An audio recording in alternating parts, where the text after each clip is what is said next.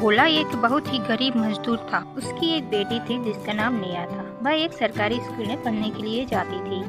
एक दिन नेहा स्कूल से आती है और पापा को बोलती है, पापा, आज मेरे स्कूल में सखियाँ डोसा लेकर आई थी। पापा, मुझे भी डोसा खाना है। बेटी, तुझे तो पता है ना कि हमारी हैसियत नहीं है दूसरों की तरह बाहर का या फिर मन का खाना खाने की। हम बस यही सूखी रोटी जो मिल जाती है उसी में गुजारा कर सकते हैं। नेहा पापा की ये बातें सुनकर उदास हो जाती है और जाने लगती है। तभी भोला बोलता है, पर हाँ बेटी, यदि तुम इस बार स्कूल में अव्वल आओ यानी कि नंबर 1 पर आओ तो मैं तुम्हें डोसा खिलाने के लिए जरूर ले जाऊंगा होटल में। नेहा बहुत खुश होकर क्या सच में पापा? फिर तो मैं पूरे स्कूल में पहला नंबर लाऊंगी और डोसा भी जरूर खाऊंगी। सुषमा बोलती है, क्या जी आप भी बेटी को झूठी दिलासा देते रहते हैं।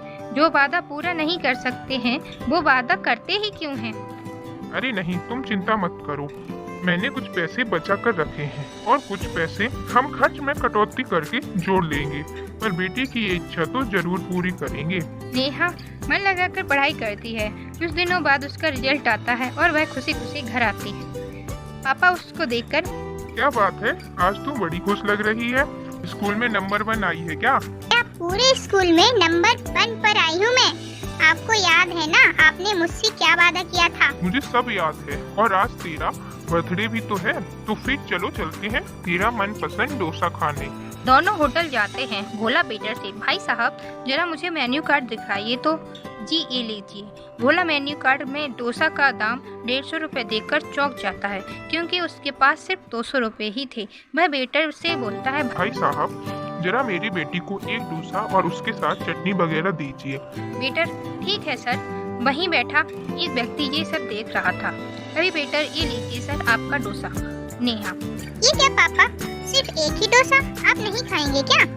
नहीं बेटी, मेरे लिए तो तेरी मम्मी ने खाना बना के रखा है, मैं तो वही खाऊंगा, वरना वो खाना बर्बाद हो जाएगा ना। और वैसे भी आज मेरा पेट थोड़ा खराब है। ठीक है पापा।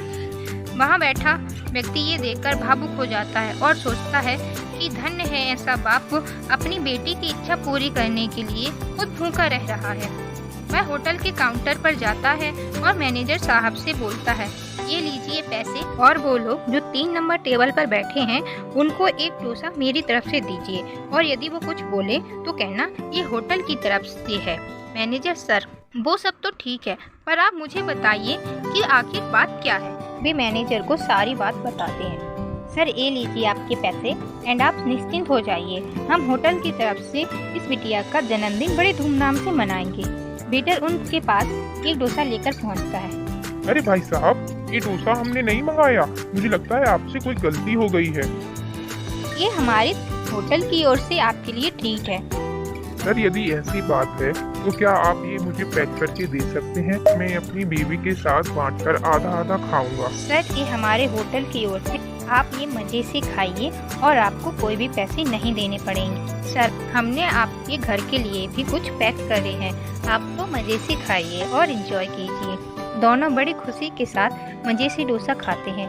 बाद में पैसा देने के लिए काउंटर पर जाते हैं तो मैनेजर, अरे सर आपको कोई भी पैसे नहीं देने हैं, यह सब हमारी ओर से बिटिया के जन्मदिन के लिए ट्रीट है।